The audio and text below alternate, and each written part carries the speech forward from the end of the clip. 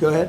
What about Tomahawk missiles? Putin is definitely Well, afraid the of problem with the Tomahawk that a lot of people don't know, it'll take a minimum of 6 months, usually a year, to learn how to use them. They're highly complex. So the only way a Tomahawk is going to be shot is if we shot it, and we're not going to do that. But there is a tremendous learning curve with the Tomahawk. It's a very powerful weapon, very accurate weapon, and maybe that's what makes it so complex. But it will take a year. It takes a year of intense training to learn how to use it.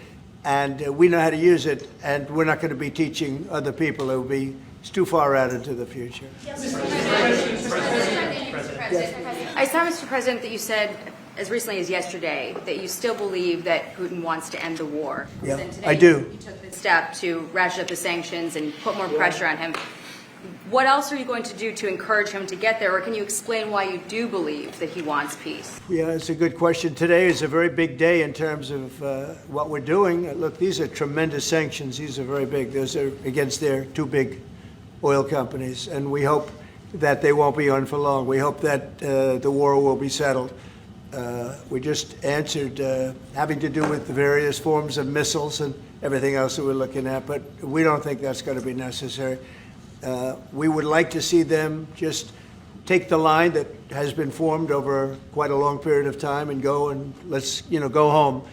Why do you believe, Mr. President, that the sanctions that you're announcing today will push Putin to the... I don't know that they will. I think that they'll certainly have an impact. They're massive sanctions. It's sanctions on oil. The two biggest oil companies, among the biggest in the world, but they're Russian. They do a lot of oil. And hopefully it'll push, hopefully he'll become reasonable, and hopefully Zelensky will be reasonable too. It takes two to tango, as they say, and we're going to find out. They hate each other. These two people hate each other. You know that better than anybody, and it makes it more difficult than it should be. This should be easier to do, but the level of hatred between Zelensky and Putin is very substantial. Could I add one thing?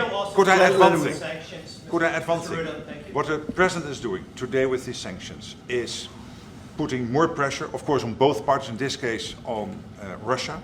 It's all about changing the calculus, making sure that Putin understands that the president's vision this weekend of having a ceasefire, stop where they are, as you literally said, that this has to be step one now. And for him to really accept that vision and to come to the table. And then you have to put pressure, and this is exactly what he did today. Along with Europe. I mean, Europe, look, they've actually become friends of mine. I think Yes. all of them. Yeah. We have a very close relationship, and they want to see it end too. They really want to see it end.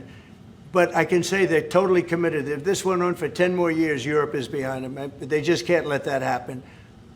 But I would talk to President Putin about Ukraine, and it was the apple of his eye. I always felt he wanted the whole thing, not a piece of it. But I think now he's willing to negotiate a little bit further, and I think he's willing to make a deal. We'll see. Mr. President, We don't want him. We don't want him to have the whole thing. Mr. President, You had a Truth Social post earlier this afternoon talking about a Wall Street Journal report as a fake story. Yeah, fake. Wall Street Journal is fake. Less fake on financial than it is on gossip. Can you just confirm that my understanding of what's happening is accurate? As I understand it, that story framed it like we had just lifted the U.S. a restriction on intelligence. No, it said that I gave Ukraine permission to shoot missiles deep into Russia. I didn't do that. Second of all, they're not using our missiles. They're using, I think, European missiles or from someplace, but they're not using ours. And what they do, I don't control that. But I do control our missiles. They're not shooting our missiles in. It was a fake story. Wall Street Journal does a lot of fake stories. thank you so much. Tremendous assets together. So we look forward to that. I think something will work out. We have a very good relationship. Mr. President, on the shutdown, do you plan to meet with Democrats before you head to Asia? And if not, why not meet with the Democrats? Well, I think it's a shame that it's shut down because we have the greatest economy, as you were saying before. We have the greatest economy in the world right now, by far, the United States. We have almost 18, now it was 17, now it's $18 trillion being poured into our country, and it's no time for shutdowns.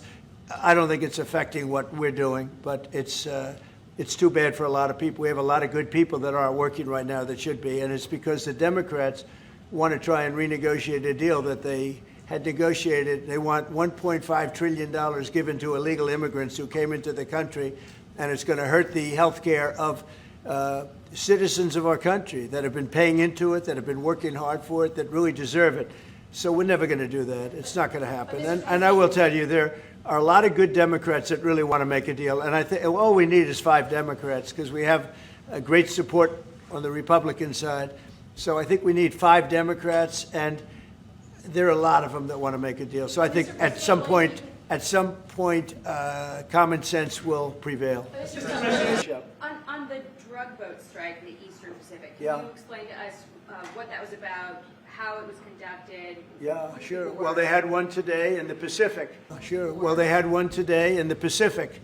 And the way I look at it every time I look, because it is violent, and it's amazing that the weaponry, that everyone, you know, they have these boats that go 45, 50 miles an hour in the water. And when you look at the accuracy and the power, look, we have the greatest military in the world. We have the greatest weapons in the world, and you see a little bit of it there. One shot, everyone dead center. And the only way you can't feel bad about it is you realize that you won't feel badly about it, is you realize that every time you see that happen, you're saving 25,000 American lives. Every one of those boats that gets knocked out is saving 25,000 American lives, not to mention the torn up families all over the country. And whenever I see that, I say to myself, I just saved 25,000 lives. I will say that there are very few boats traveling on the water right now. Actually, that includes fishing boats, that includes any other kind of boat. But there are very few boats traveling on the water. So now they'll come in by land to a lesser extent, and they will be hit on land also.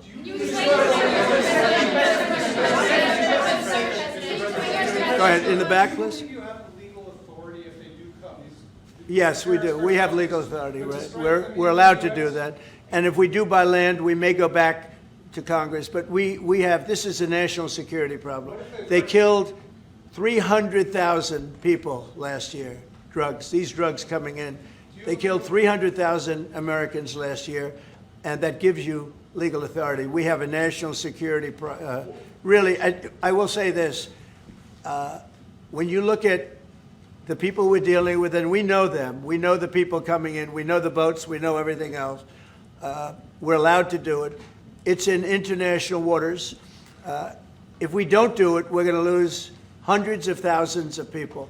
Now, they'll be coming in by land a little bit more because they're not coming in by boat anymore. There are no boats in the water. There are no more boats. We know the boat almost immediately.